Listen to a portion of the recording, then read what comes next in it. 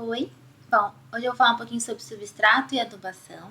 E para começar, eu já quero dizer o que é o substrato. Porque eu tenho certeza que muitas pessoas vão em lojas e às vezes fica naquela dúvida, leva substrato ou leva terra? Se você vai plantar em vaso, você leva substrato. Substrato nada mais é do que uma mistura de componentes que vão fornecer aquilo que a planta precisa em relação a nutrientes, a água e ar. Ele tenta imitar ali uma composição de solo. Já a terra é a camada superior do solo. Então, no substrato, na maioria das vezes, já tem terra. A terra ela é mais compacta, então se você colocar só terra no seu vaso, o que vai acontecer é que vai ficar mais difícil a drenagem do seu vaso. Então, opte sempre por substrato. E na dúvida, porque a gente sabe que existem vários substratos no mercado, e sim, o substrato vai depender de planta para planta, mas opte sempre por um bom substrato, e um substrato que vai ter 3 partes iguais, uma de terra, uma de composto orgânico, uma de minhoca e outro de areia. Um substrato que é importante a gente comprar, que é diferente do da maioria, é o das orquídeas. A maioria das orquídeas que a gente cultiva em casa, elas têm raízes aéreas. Então o substrato vai ser um pouco diferente mesmo. Você vai ver que são pedaços de casca de madeira, pedacinhos de carvão, musgo. Mas de resto não precisa se preocupar.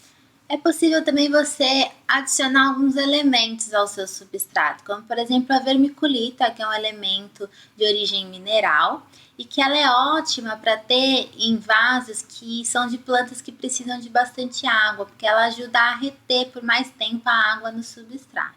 E você já deve ter percebido que no seu vaso o substrato começa a baixar de nível. Isso é comum, porque à medida que você vai regando, junto com a água vai embora o substrato também.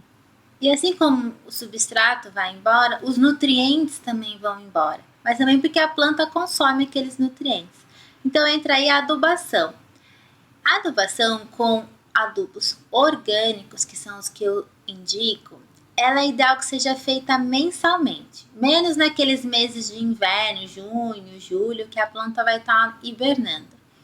Mas faça uma boa adubação mensal e antes do início da primavera, no finzinho ali do inverno, também pode fazer uma adubação para quando ela chegar na primavera, ela chegar com mais energia. No mercado você encontra diferentes tipos de adubos orgânicos, né? A gente conhece humus de minhoca, as tortas de algodão e mamona. A torta de mamona, para quem tem animal de estimação, não utilize porque ela é tóxica. Tem também a farinha de osso, que também para quem tem animal, ela não é tóxica, mas você vai acabar tendo alguns problemas, porque seu cachorro vai querer mexer no vaso, porque ele vai sentir cheiro de osso. Tem também os diversos tipos de estercos. O esterco de galinha é o melhor. Tem também o biofertilizante, que é ótimo adubo gerado da composteira. O meu favorito é o bokashi. É um adubo de origem oriental. Eu acho ele um dos mais completos. As plantas elas precisam de 46 entre micros e macronutrientes. Então, o bokashi, além de ser um dos mais completos, ele também ajuda na formação de vida dos micro-organismos que vão estar ali no seu substrato. Já os adubos inorgânicos, eles são substâncias químicas que muitas vezes alteram a composição do solo. Então, se você for usar principalmente em jardim, evite. E também, se você for usar, tome cuidado, use exatamente como está escrito nas instruções, porque usar em excesso pode matar a sua planta. E por fim, os inorgânicos, eles só possuem 3 dos 46 nutrientes que as plantas precisam. Então é muito comum as plantas exigirem mais adubo do que o normal. Fica como um ciclo vicioso. Opte por adubos orgânicos, eles são mais completos, porque muitas vezes a falta de um nutriente vai impedir que ele absorva outro nutriente. Na hora de fazer a adubação, você vai molhar, vai regar o seu substrato, como se você estivesse regando a sua planta, independente do adubo. Aí você faz a adubação e rega novamente, para que tenha uma melhor absorção. As plantas elas dão alguns sinais de quando elas estão precisando de nutrientes. Os mais comuns, como por exemplo falta de nitrogênio, a folha começa a ficar amarelada, meio desbotada da ponta e vai se estendendo pela folha inteira. No caso da falta de fósforo, é muito parecido, só que ela começa a ficar também com aspecto de queimada nas bordas. Para o caso de nitrogênio, é bom o humus de minhoca. Para o caso, por exemplo, da falta de fósforo, farinha de osso. Uma falta de nutriente muito comum, quando as folhas novas ficam retorcidas por muito tempo e não abrem, é por falta de enxofre.